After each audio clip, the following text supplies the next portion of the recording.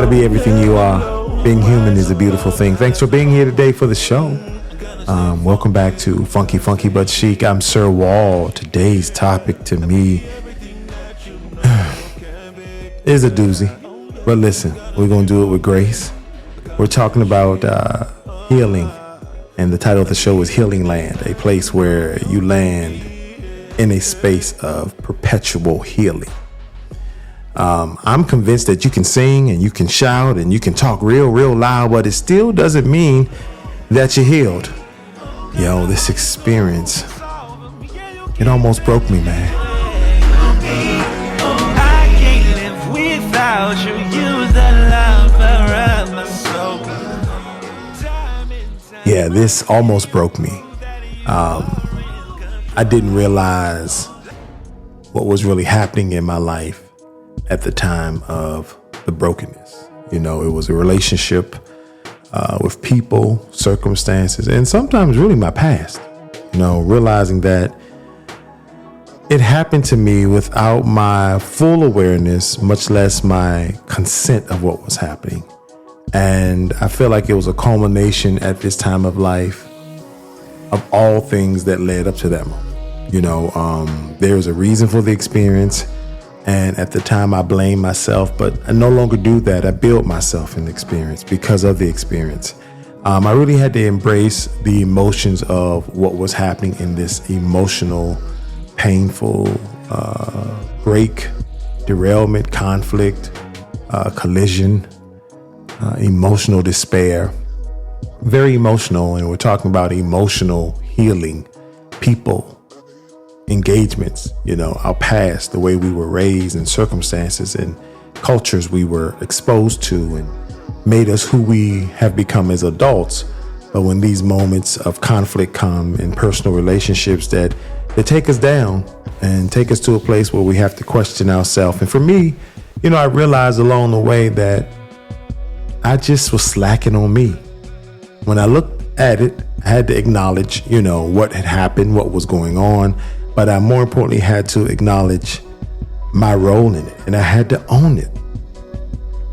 It was not about who was around or wasn't around. It was me recognizing what I had allowed and recognizing that there were possibly some habits or routines or behavior that I brought to the moment that allowed me to be tricked, undermined, bamboozled, and hurt like hell. It was such an internal conflict for me and a lot of external chaos by somebody that I called friend, people who were family, people who were close for a while, and people who knew things that I wasn't sure I wanted to know about myself.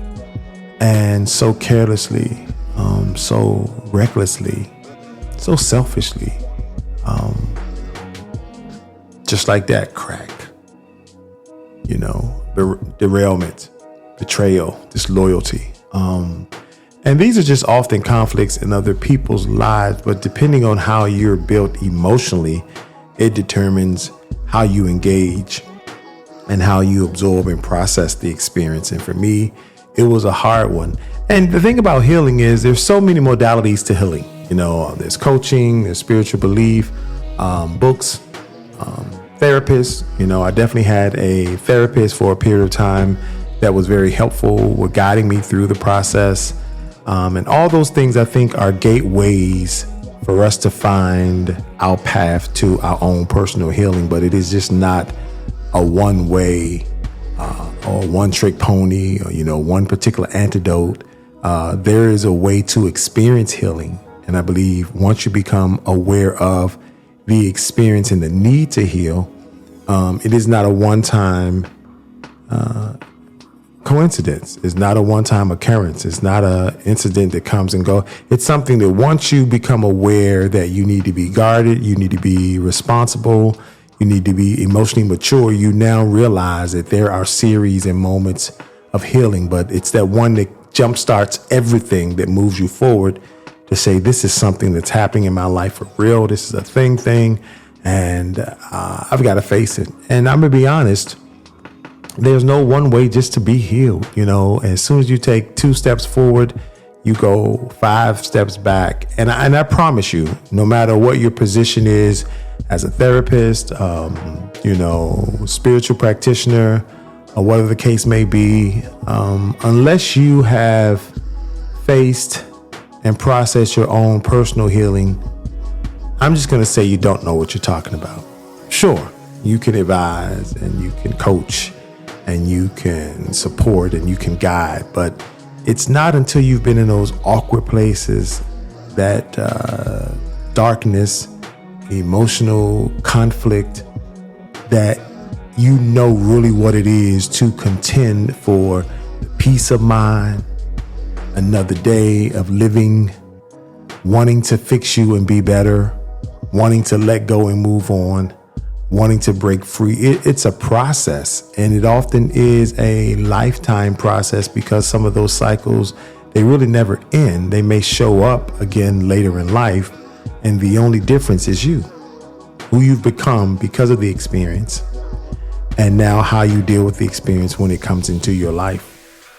And so I mean no offense to people who may be listening that provide services for a living, and you are certified and you are properly vetted to do what you do.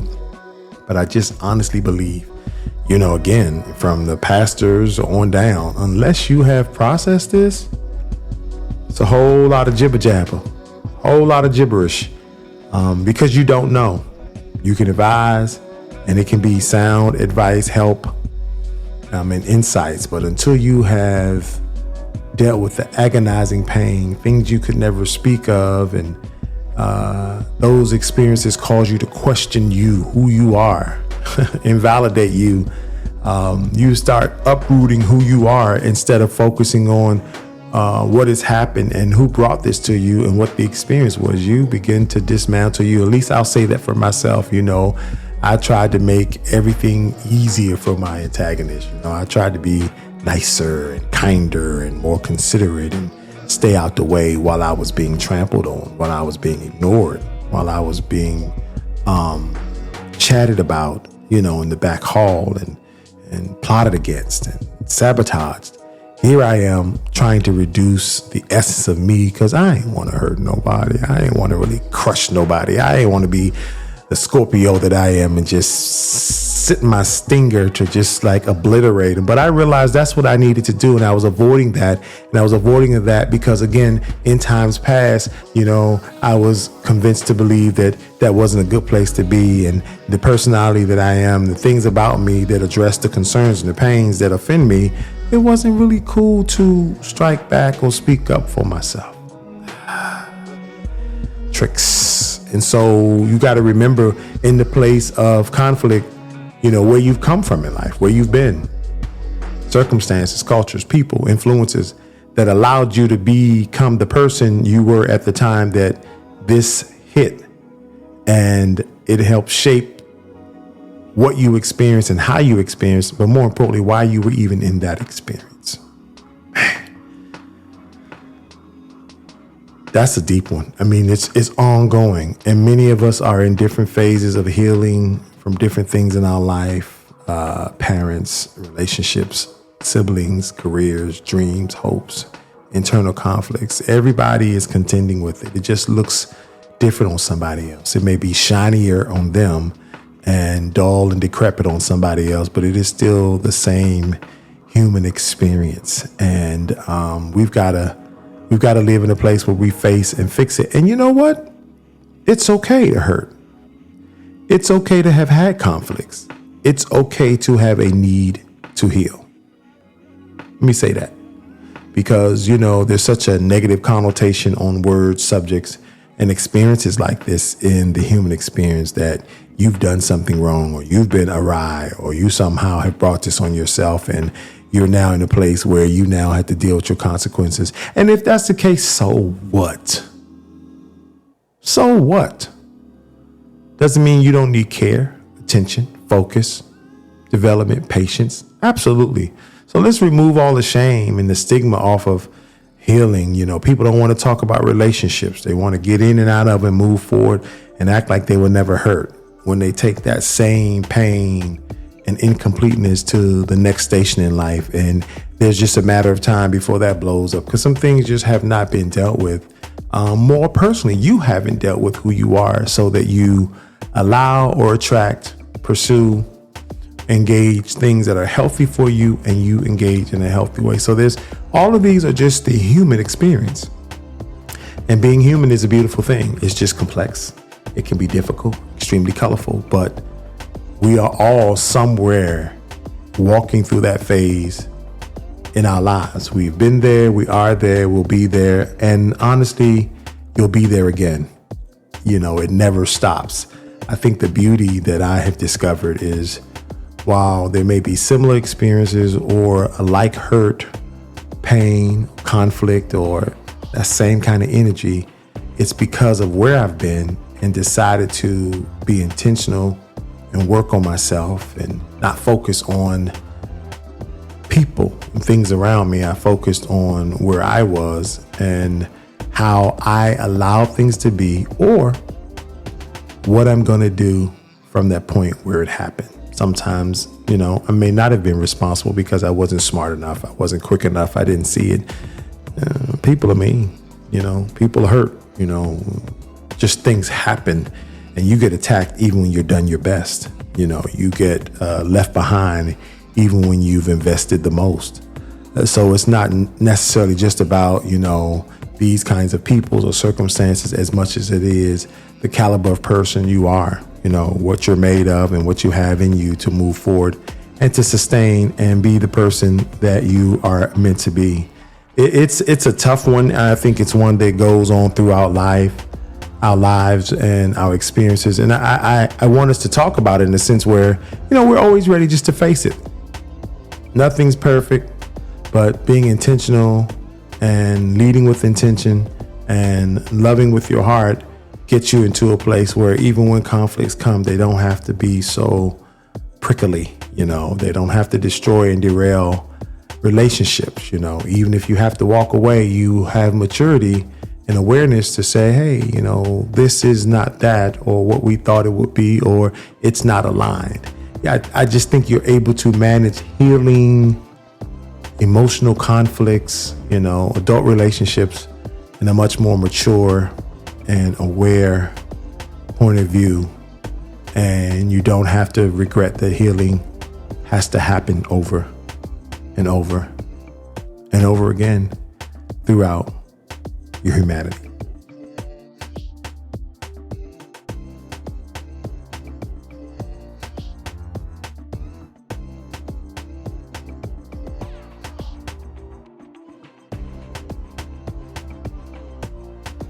So let me tell you something that I've never shared really before.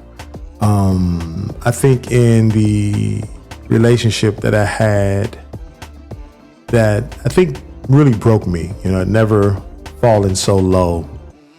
I realized when I was talking to the therapist in one of our sessions that I was explaining how intelligent and, just astute I thought this person was that had become my a conflict. And the therapist said, well, that doesn't mean they're emotionally intelligent. And some said, ping, ping, ping, ping, ping. What? Emotionally intelligent? And that just turned it for me. Literally, it turned it on a dime for me that I had ascribed intelligence and experience and exposure and culture to mean or qualify emotional prowess. And I found myself engaging with someone and people and groups of people who had good things happening on the outside, but they were hollow, broken and dark on the inside. And again, that goes back to where you are in life sometimes, because at that time I was at a low place and I was looking to just be affirmed, recognized, and valued. And that did not come from that person or other persons around me necessarily, but I realized it didn't need to. I was looking for it in the wrong place. So that is why maybe I allowed myself to accept or be a victim or susceptible to some of the tactics because of where I was. All of the conditions make it makes a difference, and we don't know until we know. So, again, I want to talk about this. So it lifts the shame and stigma that, okay, it was what it was. I wasn't a fool. I wasn't stupid. I just wasn't who I am or who I'm becoming. And that's okay, because we're all becoming. And sometimes we become much quicker than others. Sometimes the journey is much more tedious, but however, we're always in motion, moving forward. And from that point, I had to learn to actually feel what was going on, face what had happened, and really own it. It's easy to deflect, and it's certainly easier to blame. Toss it on somebody else. But I really had to embrace the emotions of what I was experiencing. And what I was really experiencing was a lot of things. It was not just hurt and frustration and disappointment, but I remember there was a period of time, a lengthy period of time that, I had to wake in the morning strong and powerful and great affirmations, and 90 minutes in, I was broke. I was in tears. I couldn't understand why my life was difficult.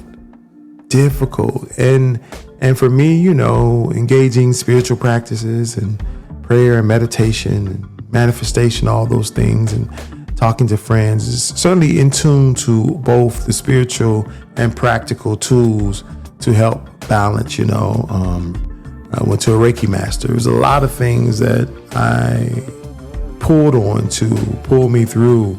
But out of everything that I added to myself, it was my soul that grabbed onto the teaching, to the direction, to the faith, to the hope of others. And it helped me elevate my faith and my hope and my focus and move forward. And so I pulled myself up out of myself, along with the help and support of, other tools and other people. But it really was me going in and saying, okay, why are we here? What does this mean? What does it mean now? And what does it mean going forward?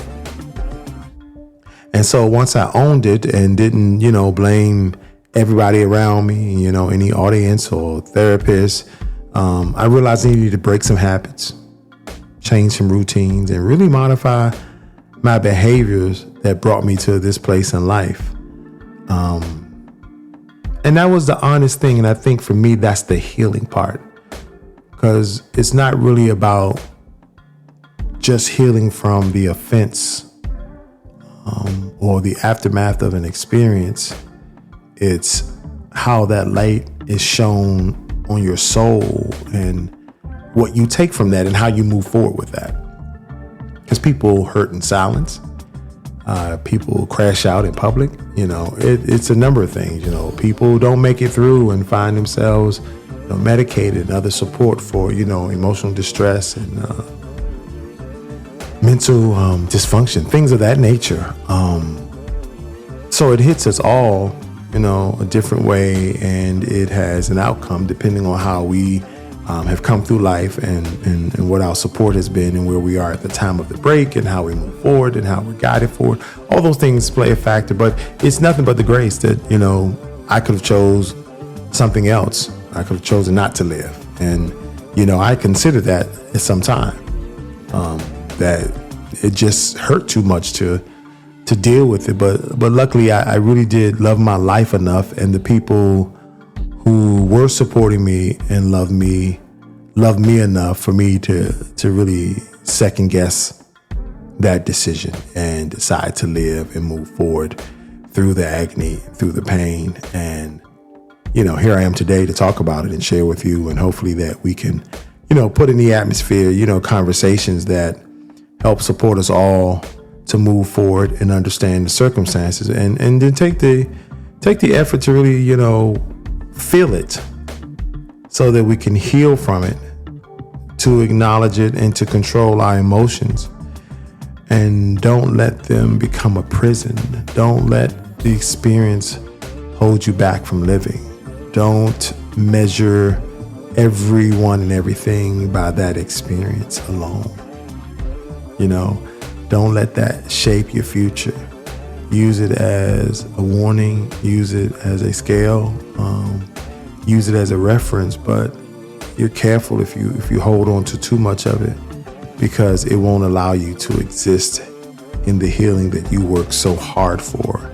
And once you come to the other side of it, you just got to remember to put yourself in the space where you feel right, where you feel okay, where you feel like yourself. And I think for me, I do that, and I do that with people. If people feel funny, icky, inconsistent, uncertain, I don't question anymore. I don't make space for it. I don't make allowances for it. I don't anticipate it'll get better. For me, if it's not where it needs to be at that very moment, just the energy of it, then I'm out. We can build and grow on good stuff, and we can sometimes fumble into stuff and just make it better as we go. But if off the break it's something else, I'm gonna be good.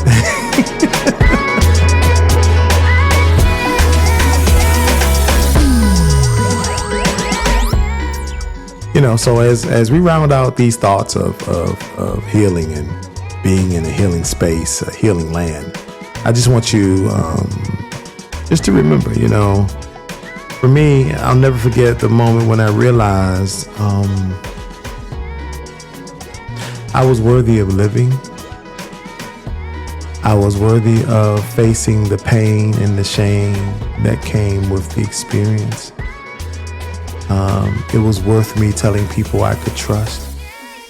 It was worth me asking for help. It was worth me talking to a therapist.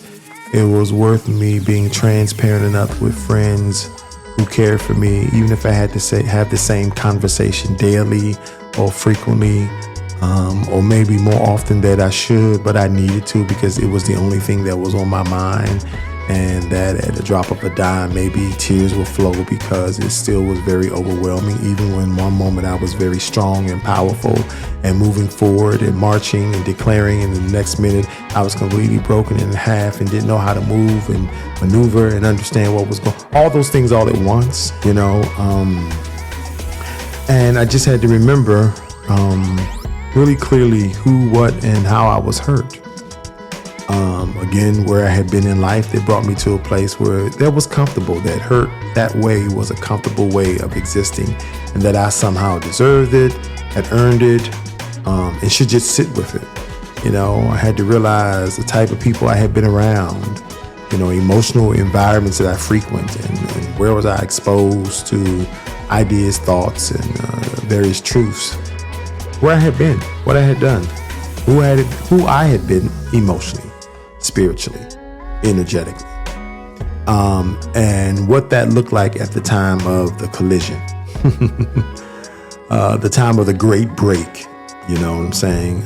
And from that, I've had to learn to face it and fix it, not the people, not the circumstances, but to fix myself, and the healing, I believe, is a continuation of fixing yourself, acknowledging yourself, being aware of yourself, loving yourself, appreciating yourself, promoting yourself, and along the way being very cognizant of where you are with your ego and your pride, and balancing that out, and always going inward for a thing, not to blame somebody, not to overthink, but that's the only part of any experience that you can control is yourself, your role in it, your activity, and your contribution. I realized having a therapist was helpful.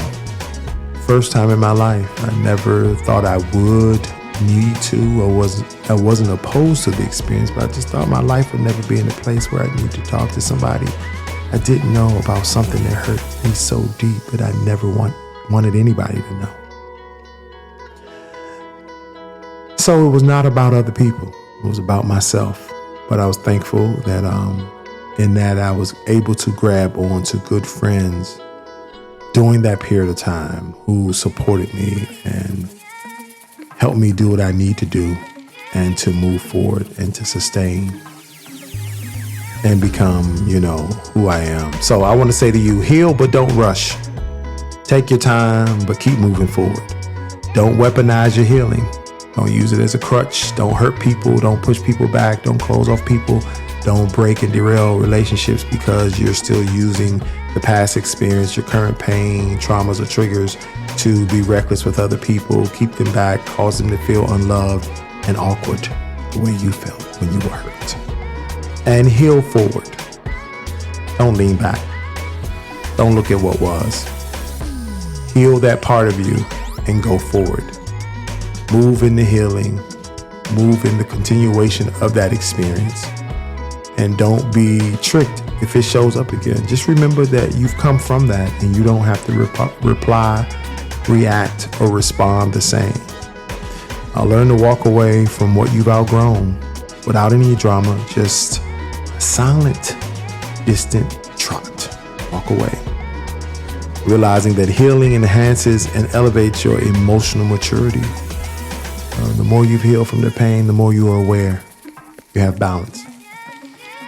You have consistency. You are intentional, and that makes a difference in how you engage any emotional conflict. Got to master your mind and your emotions until you rule it, or somebody else will. Somebody in your past, present, or to come will. The power of you is built in solitude when you're alone, healing yourself, not going outside as much, being as social here and there. There's power in that. And remember never to drown in the flood of your own forgotten potential. No matter what the hurt has done to you, what has been said to you, been taken from you, remember who you be. And always show up as yourself. Y'all, I'm gonna talk to you real soon. Until then, y'all stay funky. Stay chic.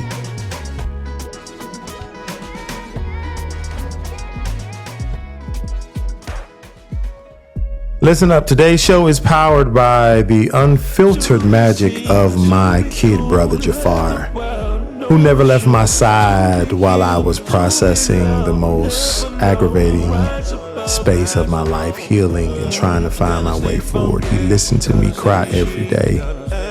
He listened to me complain and cuss for days, weeks, and months until I found my way back to me. Literally, I would talk to my brother 1 minute and be on the top of the mountain because I was doing my best to be there. And moments later, I would just be shattered. He never, ever left me. But not only did he not leave me, he never made me feel inadequate and silly and simple and weak. He just always affirmed who I was. I love you, brother. Also to my antagonist throughout my life's journey, who by disloyalty, betrayal, and carelessness taught me the value of putting myself first, always. Also, and my best mate, C. Harris, who showed up in the aftermath to help me gather all the pieces of me and rise up to end cycles, slam doors, and give less fucks about all the things, all the people, all the things, experiencing moments that had broken me up until that point, and helped me to begin socializing my healing by simply loving and living again. Gotta stay funky, gotta stay chic, gotta stay chic, yeah. And be everything that you know you can be, yeah. Oh yeah, yeah. Gotta stay funky, gotta stay chic, and be everything that you know.